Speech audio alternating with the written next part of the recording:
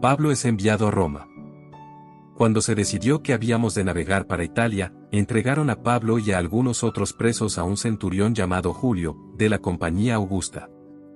Y embarcándonos en una nave adramitena que iba a tocar los puertos de Asia, zarpamos, estando con nosotros Aristarco, macedonio de Tesalónica. Al otro día llegamos a Sidón, y Julio, tratando humanamente a Pablo, le permitió que fuese a los amigos, para ser atendido por ellos.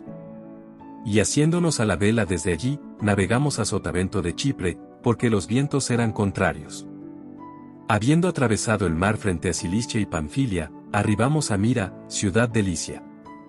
Y hallando allí el centurión una nave alejandrina que zarpaba para Italia, nos embarcó en ella. Navegando muchos días despacio, y llegando a duras penas frente a Gnido, porque nos impedía el viento, navegamos a Sotavento de Creta, frente a Salmón.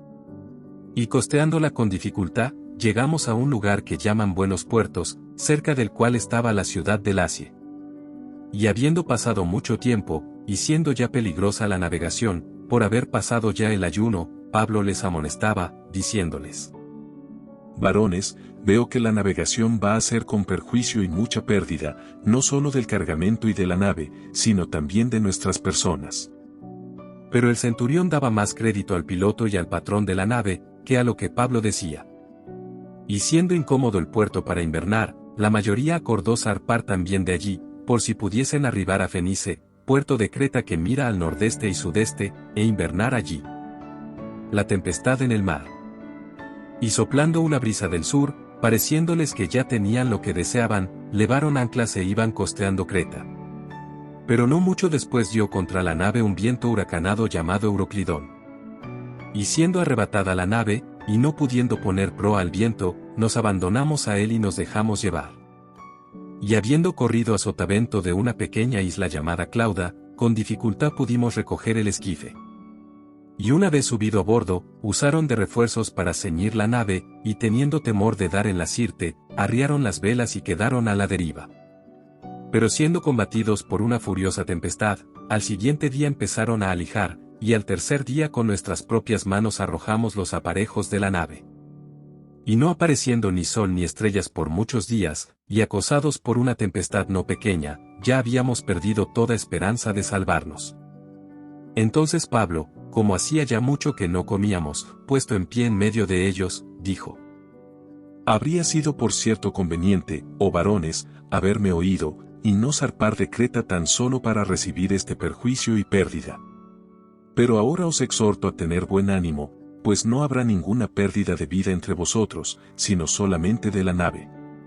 Porque esta noche ha estado conmigo el ángel del Dios de quien soy y a quien sirvo, diciendo: Pablo, no temas, es necesario que comparezcas ante César, y he aquí, Dios te ha concedido todos los que navegan contigo. Por tanto, oh varones, tened buen ánimo, porque yo confío en Dios que será así como se me ha dicho. Con todo, es necesario que demos en alguna isla. Venida la 14ª noche, y siendo llevados a través del mar Adriático, a la medianoche los marineros sospecharon que estaban cerca de tierra, y echando la sonda, hallaron 20 brazas, y pasando un poco más adelante, volviendo a echar la sonda, hallaron 15 brazas. Y temiendo dar en escollos, echaron 4 anclas por la popa, y ansiaban que se hiciese de día. Entonces los marineros procuraron huir de la nave, y echando el esquife al mar, aparentaban como que querían largar las anclas de proa. Pero Pablo dijo al centurión y a los soldados: Si estos no permanecen en la nave, vosotros no podéis salvaros. Entonces los soldados cortaron las amarras del esquife y lo dejaron perderse. Cuando comenzó a amanecer, Pablo exhortaba a todos que comiesen, diciendo: Este es el 14º día que veláis y permanecéis en ayunas, sin comer nada. Por tanto, os ruego que comáis por vuestra salud, pues ni aun un cabello de la cabeza de ninguno de vosotros perecerá. Y habiendo dicho esto, tomó el pan y dio gracias a Dios en presencia de todos, y partiéndolo, comenzó a comer. Entonces todos, teniendo ya mejor ánimo, comieron también. Y éramos todas las personas en la nave 276. Y ya satisfechos, aligeraron la nave, echando el trigo al mar. El naufragio.